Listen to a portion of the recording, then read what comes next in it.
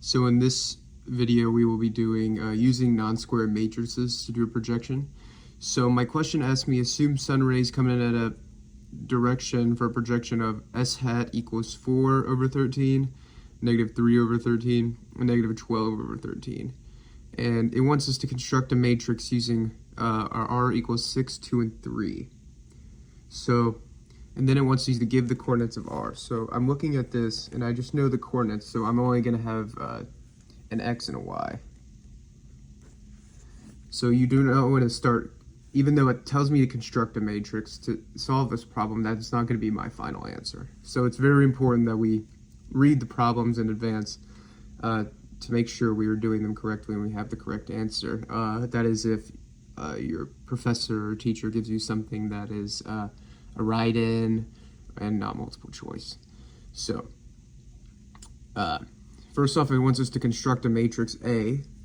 So I'm going to do that by doing the identity matrix and the S hats. So that's going to look like A equals our 2 by 2 identity matrix, 0, 1, 0. And then we're going to do negative S1 over S3 and negative S2 over S3. And now I want to keep this side to the left the same, and I want to keep these negatives here. You do not want to alter those. So I'm going to start building this matrix. So A equals 1, 0, 0, 1, and keep those negatives right there. And it's going to be 4 over 13 divided by my negative 12 over 13. And then I'm going to come down here, and it's going to be my negative 3 over 13 divided by my negative 12 over 13. And so now that I have that, I can solve.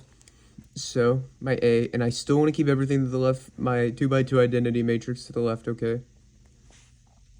So negative 4, 13 divided by negative 12 over 13 is going to give me 4 over 12.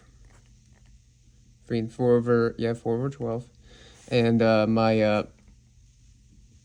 my second one is going to give me negative 3 over 13 divided by negative 12 over 13 is going to give me 3 over 12.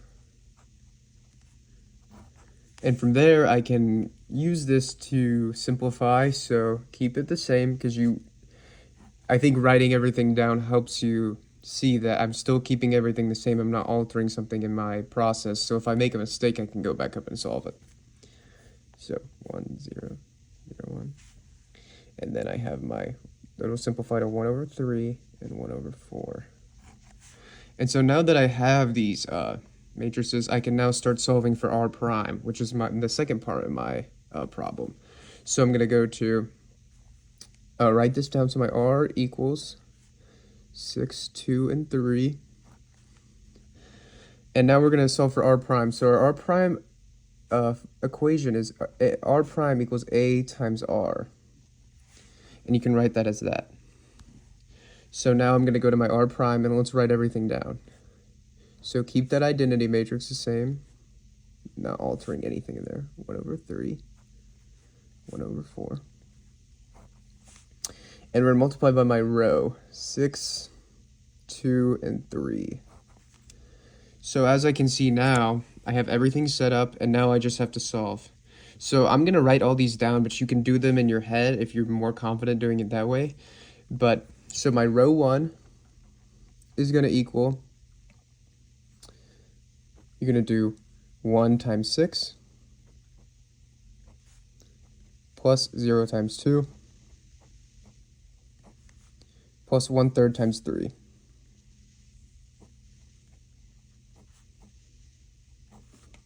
And now I can go to my row 2 and start doing that. So it's going to be 0 times 6 plus my 1 times 2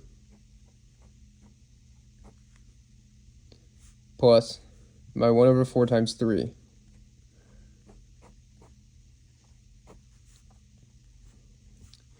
And now I can solve that. So my 1 times 6 is going to be 6 plus my 0, and 1/3 times 3 is 1. So that's going to equal to 7.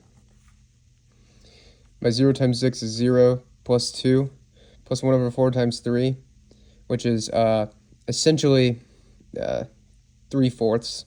So that's going to equal, or you can do in decimal, it's 0.75. So that's going to equal 2.75, which would be rounded out to 11/4. And so my final answer now is I'm going to give these coordinates, because remember, it's asking me for the coordinates, the x and the y. It's not asking me for a matrix. So my coordinates are 7 and 2.75, or 11/4.